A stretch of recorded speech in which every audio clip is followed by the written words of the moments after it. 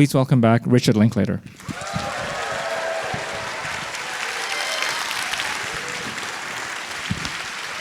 All right, thank you guys for hanging out, and thank you. Before we get started, I'd be remiss if I didn't thank AGC Studios for helping us make this movie, of course, and Netflix. They're our guys, so we're so happy to be with them. And I have a surprise for you guys. Actually, Glen Powell is here. Glen, stand up. Where are you? Glen Powell Sr., everyone. Glen's dad.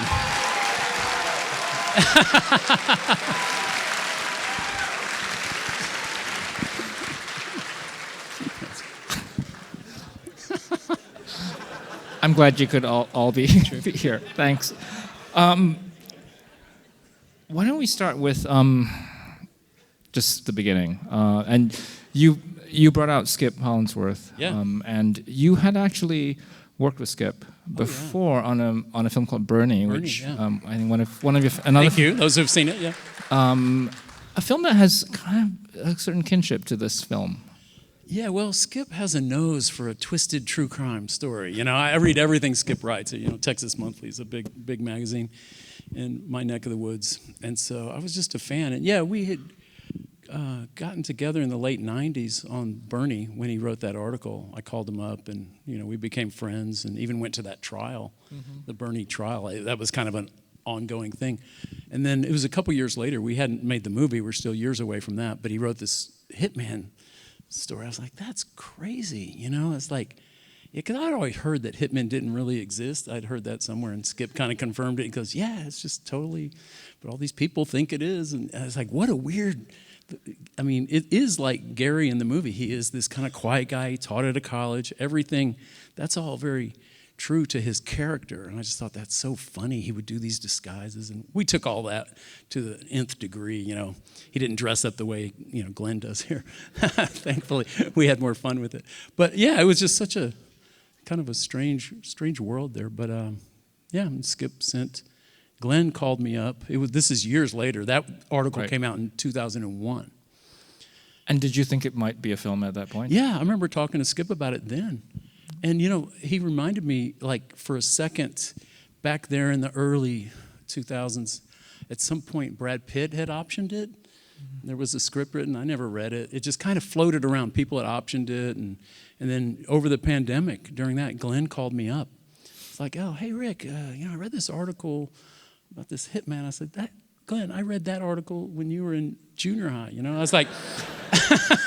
or whatever. I was like, yeah, I've been on that for years. I'm friends with Skip. And then we just started talking about the option. I guess the article was up for renewal, like someone could option it, and we just started talking about it, and we decided to leave the article in the film. We're trying to be upfront about that. We say it in the coda at the end, 0 murders. The article pretty much ends when he lets her off. He meets this young woman and kind of doesn't arrest her. And so Glen and I got to thinking, it's like, well, what if she kind of thanked him? What if they got together? It's like, oh, wow. And then we were kind of off to the races. That's when, it became more noirish. And then, more screwball, as you said before. It's like, yeah, it was like these genres kind of clashing and trapped in that identity. I think that's when the themes of it sort of kicked in when we took it in a more fictional area. So. And Glen is somebody you've also worked with before a couple of times, and you've known him for years. Yeah, he actually, he was in high school, probably about 15 or 16, and I cast him for my movie Fast Food Nation. I just had a few scenes in the high school, and it was like, yeah, who's that guy? He's cool. It was just a small part, but I remembered him. And then he came in on audition years later for Everybody Wants Some, my college comedy, and that's when I met the Glen. Yeah, he was this nice kid. He had been in Spy Kids. He'd been in a lot of movies. Ethan Hawke had cast him in his movie Hottest State. So Glen was getting cast as a young guy. He was special. It's like, oh, who's that guy? You meet hundreds of people, like, yeah, let's get that guy. He was that guy. So, but he came in as a man on Everybody Wants Some. I was so relieved. I asked my casting director, when did Glen Powell get so smart and funny and charming? He had been in L.A. a while. I think he had found his voice, let's say. And so that was a lot of fun working with him. He did one day on my previous movie, Apollo 10.5, he played a NASA guy, because he played John Glenn in Hidden Figures. I said, you're play the other side and work it, mission control. So he worked like one day, he was doing me a favor. And then, he called me on this, and we were working on it, and I was like, Glenn, let's just write this together. We're sitting here on the phone 3 hours a day. Let's just start writing, instead of me writing it and then let's workshop it in rehearsals. Let's just start working on it. So, yeah, I mean, he's a great collaborator, really funny, really smart. The guy you see up here is great. We hear a bit more about that process, because it's interesting that you've also co-written with actors before. I think obviously of Ethan and Julie in Sure. before movies, and if you can say a little bit about how was the process similar in some way, because they're writing roles that they are going That's to why play. I asked him pretty early, because I was like, we're going to workshop this and rewrite it anyway. That's kind of how I work. I have a lengthy rehearsal process where I'm just sort of rewriting, but with the actors around, trying to get the dialogue just right. And people think my films are like improv or something. It's like, no, they're really we're crafting that dialogue to the perfection in rehearsal. So by the time we're shooting, it's what we've, finalized.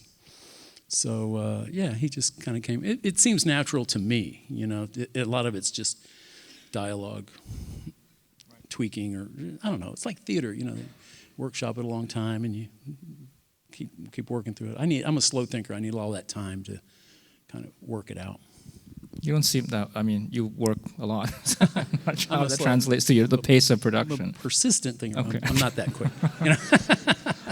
Can you talk about, I guess, the other piece of the puzzle with casting Adria, and how the chemistry seems really important with the two lead actors? Oh yeah, I was really. I mean, that without her, you don't have a movie. Like I don't know, she was wonderful.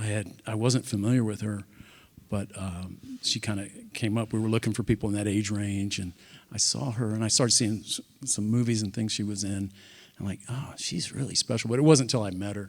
I mean, it was over Zoom. I just started talking to her for a long time. I was like, gosh, she's so perfect. Not only like really hot, but like funny and smart. She got the humor of it. She had to check a lot of boxes, because to be a proper femme fatale, you have to would you give up everything you've worked for, everything your whole life, everything for her? Yeah, you got to check that big box. So, not to be, so she checked that box, and then. She was just, they hit it off so immediately, and I just knew we were off to the races together, and we had so much fun. And she just joined our team, the three of us started working on the script, and we rehearsed these scenes for so much, and she added so much. She's feels like she's a screenwriter too, in that regard. The one scene that we were talking about just before we came on stage. Yeah, we kind of need a name for that scene. Did you call it something? I'm talking about the scene where he goes to her and coaches her with the phone. He has the phone at the door. Yeah, we need a good name for that scene. It's really critical to the film, and I think everything we were talking about, just thematically, and just the screwball nature of the film, it all sort of comes together. Yeah, that was fun, because it was that's when I think the noir and screwball are really just colliding in that scene. Because they're the basic screwball couple who they're meant to be together. I thought it was too dark for the noir, the tropes of that genre is the poor guy ends up either dead or in prison, right? She either gets away with it or she dies. And it's what if they're really meant for each other? That's the screwball thing. It's what if they actually are? They just have this little messy beginning. It's not exactly a meet cute, I don't think. She's trying to kill, but... Or it is kind of cute, we can have it both ways. And then, so that's the obstacles that are keeping them apart. Let's go that way. And so there's a couple, there's a small body count by the end, but so, if you're going to go dark comedy, dark romantic comedy, I don't think there's enough of those. So. Did you talk about that a lot with the actors, and just that balance of dark and light? And obviously, I think most people would not have ended the film this way. This seems very you. I don't know. It's God, can we do this? We can do this. Keep going. We just make each other laugh, and whatever seems, yeah, I don't know. I don't question it too much. I don't know.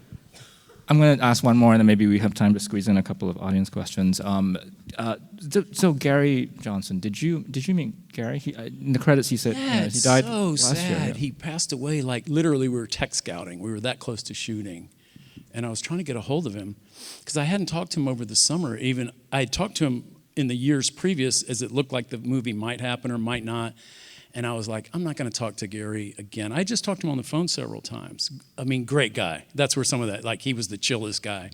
It's like, hey, we're going to make a movie of, with your character. And he's like, yeah, sounds good. He didn't really, he said, well, Skip says you're a good guy.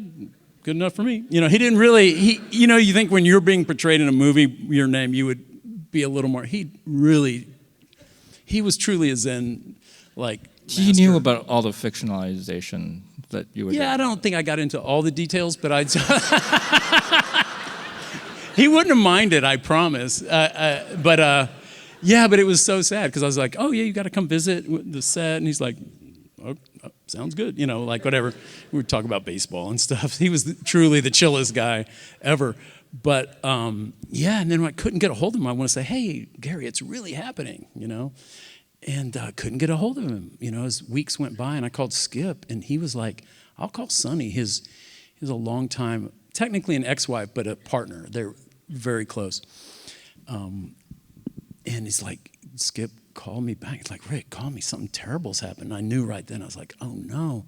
And Gary had, he was a Vietnam vet, and it's not some kind of pulmonary disease, like Agent Orange type shit, where it just kind of takes you down rather quickly at that age. So it was really sad. So, I didn't have any problem dedicating the film to him. But I just like that it was grounded, even though the film takes that huge flight of fancy, I guess. But it's the fact that it was grounded in a real guy. This is a real job. A guy, when you shoot your mouth off in a bar about wanting to kill someone, thankfully, people tend to call the cops and say, hey, there's some guy talking about, and then they have to set up, someone's got to show up and, hear you soliciting, I get, or is it entrapment? I don't know. It's a morally, but I always thought it was fascinating that hitmen in the pop culture that, hitmen are this thing where it's so ridiculous if you think about it. And I've known this for years. I mean, read the article 22 years ago, but I've always studied, when, so-and-so arrested, hiring a hitman. And that Tiger King idiot, he's like hiring a hitman.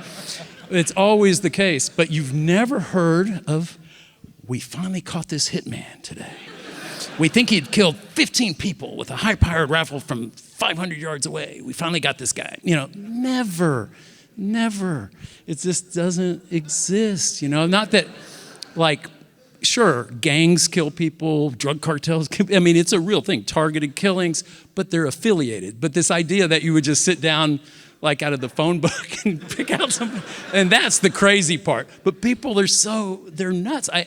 I looked at these, I had a lot of surveillance videos. Skip gave me boxes of his research. I'm listening to these recordings. I'm watching these videos. And man, is it society ladies in nice hotel rooms. A lot of that is just real, that dialogue. A lot of that stuff is just, so I just thought it was so banal on one hand and just so weird and darkly funny. Like, this person's choosing to end someone's life. I mean, they're not. They're going to prison, but they think they are. That was like, wow. I don't know. It was intriguing, and it was so weird. I knew that we could kind of carry that out. Like, that was a nice base to the movie because it was just so. But the movie kind of deconstructs, this hitman myth. But this movie's not going to change anything, I assure you. People are going to still be soliciting. Even if everybody saw this movie, they'll still think they can, like, call up. But I think we should be relieved that it's not so hard to be killed by someone. If your worst enemy gets a raise at work, you'll be safe. What about Gary's other job?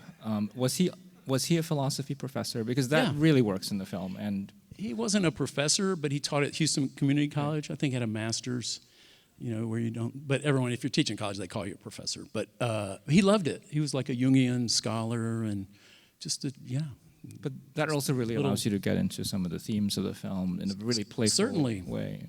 Yeah, we could really kind of have fun with that. It's a good setup if you have someone who's actually a lecturer. You can be on point and say all these things that are kind of thematically apt to your story. So it's a good setup, I guess. I'm getting the wrap-up sign, but maybe if we keep them brief, we can probably take 2 quick questions. Better be good. So, right there. Question about whether there were specific inspirations for the film. You mentioned the hitman inspirations and other inspirations. Yeah, since we're sort of sending it up, I mean, it's not. I got to put in a lot of fun hitman images from movies and shows and things you like, but I wouldn't put that in the inspiration. That was just kind of an example. It was a fun montage to work on for sure. And the costumes, I don't know, we just kind of, everybody on this movie with the hair and makeup and the costumes, Tara Cooper I introduced earlier, we just went way out there. There were scenes when, like, Glen and her really rock and rolled on it. I mean, it was like Glen would get out of the van on the day of the morning after 3 hours in hair and makeup, and we would just look at him and our jaws would drop. It's like, oh my God, this can't be happening. This guy looks so crazy. And Glen really, he worked on all those accents, and he was reading books on like body language. You know, he took a deep dive into all those characters. It was really fun to be around. All right, we will take one final question. You want to pick? Question is about the contemporary setting, and maybe you can also talk about New Orleans and why you're there. Yeah, contemporary. I mean, from 2001 to now, you know, it's like, what's changed that much outside of technology? You know, but it's a good thing. Actually, technology on the murder front, it's really hard to get away with the murder these days. Have you noticed? I really know this shit now. I mean, there's no child abductions. We're all under surveillance all the time, your phone. So the contemporary setting almost makes it implausible that, you know, but in that case, we went back to the 2001. We're like, oh, no one's going to care. But so it was technological was the only adaptation. But we didn't, you know, we're just telling a story. So we didn't obsess on that. And we never thought to put it in the early century. It just wasn't that. You know, we were kind of low budget. We don't want to make a period film to such a nondescript period to begin with. So if you can do that, go all the way with it. But did that answer your question? Was there anything else? Oh, yeah, New Orleans was wonderful. You know, like everybody, I've been there over the years, but it was really fun to make a movie there. And New Orleans is just the kind of town that, you know, I speak, you know, the original story was set in Houston, but when we moved to New Orleans, it was an easy lateral move of crazy fucks with, you know, yeah. So New Orleans it's kind of the metaphor for the movie. New Orleans, the people are great, you know. You just love everyone, but there's this undercurrent of like lawlessness, and you get like, you know, the police are understaffed. Oh yeah, so and so got carjacked. It's just you live in that, but you don't care because everybody's so great.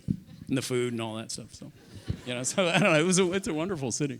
Well, this is a wonderful evening. Hope they're proud of this. I hope Thank it's not you, like Rick. Thanks so much. Thank you, Dennis. Thank you. Really appreciate it, guys. Thanks so much for being here.